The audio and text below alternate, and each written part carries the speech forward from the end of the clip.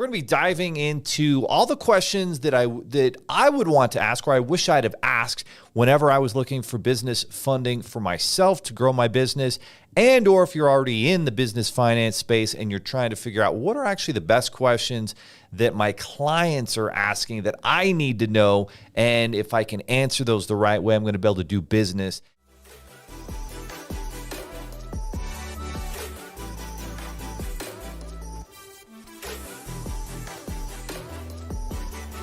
Here is how can I use, cards for my business? There's this negative connotation, probably from the same guys, probably from the Dave Ramseys of the world, that you should cut up those plastic cards. They are evil. They are putting you in a bad situation. You need to avoid them at all costs.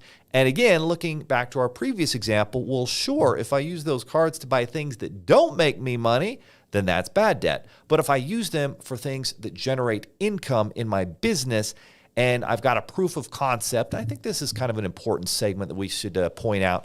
One of the key factors for any business is before you do take on debt to grow it, you need to have a proof of concept that what you're doing works. Now, maybe you don't have it and you're like, well, I need some debt, to generate some leads and figure out if I can get proof of concept. That's fine. Let's say you get $25,000 in financing, whether it's through us or, you figure it out on your own. Awesome. You have that money. Well, don't go spend all of it on a marketing campaign. Start small. Spend $500 here, $1,000 there, $1,200 there, and do smart little tests to generate clients, make sure you can serve them, deliver a product or service profitably. And once you have that one unit of business, you have a proof of concept that you can generate business, that you can make a profit with one customer, one client. Now you can scale that up and do more marketing and more campaigns, more events to grow that business. So proof of concept is very important. But once you have that proof of concept, now it's, well, what options are available to grow my business? Well, I don't care what size of business you are,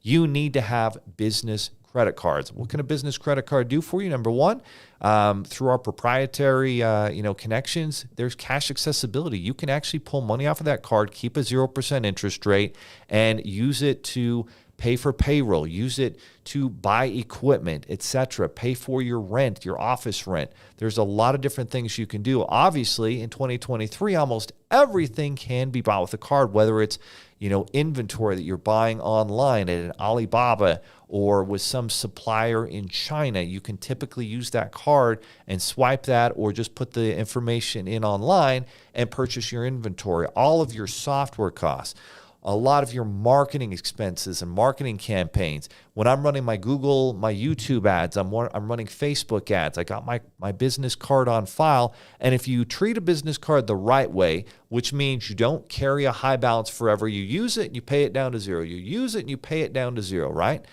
You can start out with a $10,000 card limit like I did a few years ago and build it literally up to a $100,000 credit card limit in the name of your business that does not report to personal credit.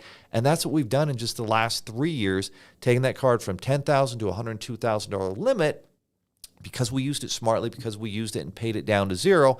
That's number one. You're going to be able to get bigger credit limits. It gives you flexibility to be able to put something on a card. When I'm doing an event and we have a sponsorship and I know it's going to be 30 to 60 days before I generate income from it, I might put that sponsorship or that travel on my card and then pay it off before I ever pay interest with the new sales and profits and revenues that come from that event or that sponsorship or that marketing campaign, right?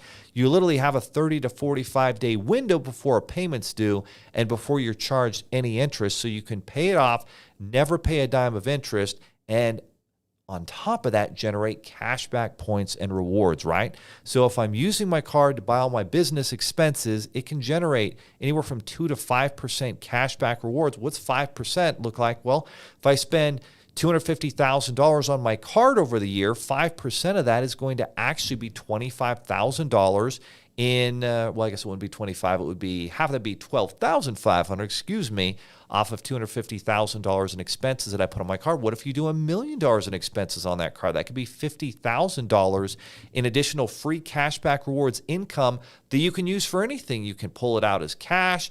You can bonus yourself. You can pay for your company's health insurance for the year. You can put it in a marketing campaign. So many things that you can do. Now, if you used your business debit card, would you have gotten any of that? You would have gotten zero, right? So this is where smart money tactics pay off, and it's the same thing personally, right? If I'm running all my personal expenses through my personal cashback card, literally can generate thousands of dollars.